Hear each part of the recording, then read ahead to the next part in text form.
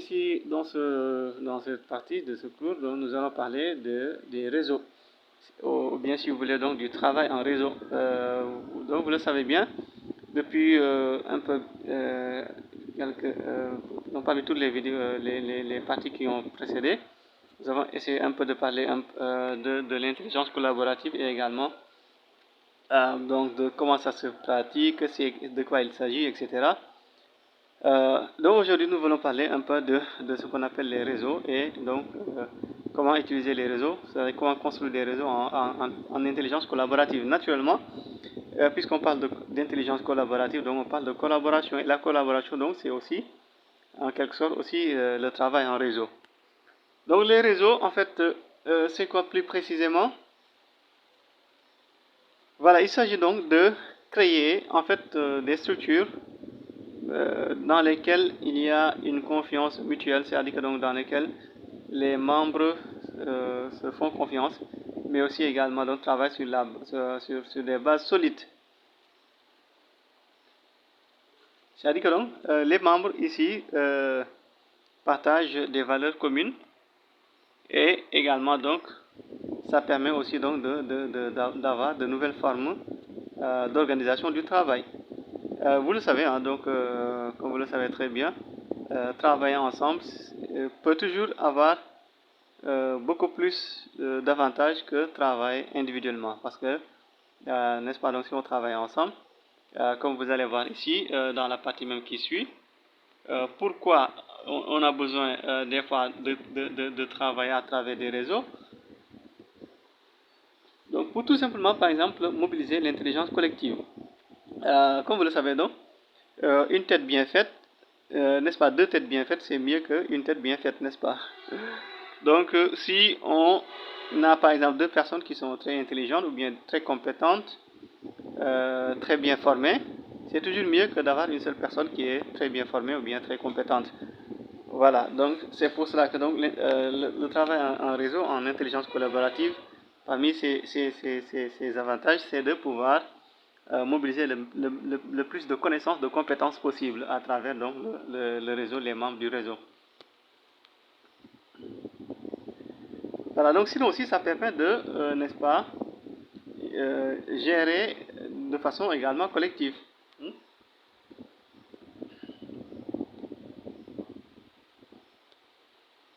Voilà, donc le réseau également permet de gérer également de manière collective.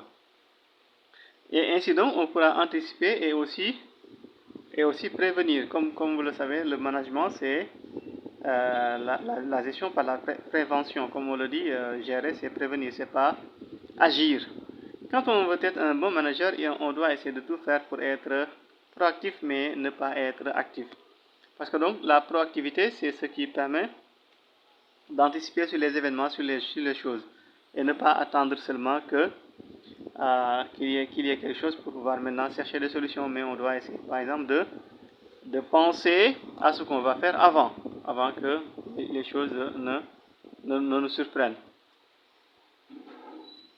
Voilà, donc c'est pour cela que donc, le travail en réseau, c'est très utile. Ça permet de mobiliser les compétences, les savoir-faire, et aussi donc d'avoir des groupes de travail. Ainsi donc, on pourra réfléchir ensemble sur les situations, sur les problématiques et trouver des solutions ensemble et même pourquoi pas même essayer d'anticiper. Parce que donc si on travaille en groupe, on peut par exemple charger certains de faire la veille sur ce qui risque d'arriver et ainsi donc de pouvoir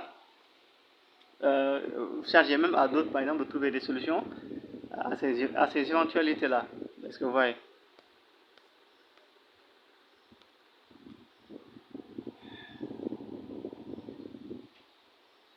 Voilà, donc ces réseaux-là permettent de pouvoir trouver des solutions ensemble, afin donc de répondre aux problématiques qui sont en face de nous, ou bien aux situations qui se présentent en face de nous. Et donc c'est vraiment très utile, n'est-ce pas? C'est très utile donc parce que quand on met en place un réseau, le réseau là peut passer soit par le support à un acteur individuel ou bien collectif. Ça veut dire que donc, on peut mettre en place un réseau pour essayer d'appuyer un individu, par exemple, quelqu'un a été chargé de faire une tâche, on appelle les autres pour qu'ils viennent l'aider, ou bien un groupe de personnes qui travaillent sur une chose et on demande à d'autres collègues de venir lui donner un coup de main. Voilà. Et donc ça peut se faire également donc, de manière, de façon à ce qu'on puisse par exemple développer des nouvelles pratiques. Parce que aussi l'innovation aujourd'hui, c'est quelque chose qu'il ne faut pas négliger.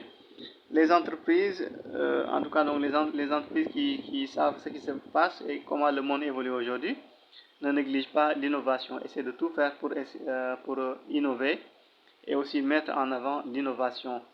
Dans tous les domaines de l'entreprise également, dans tout ce qui se fait au niveau de l'organisation. Parce que innover, aujourd'hui, c'est trouver des nouvelles solutions, des nouveaux mécanismes, des nouvelles opportunités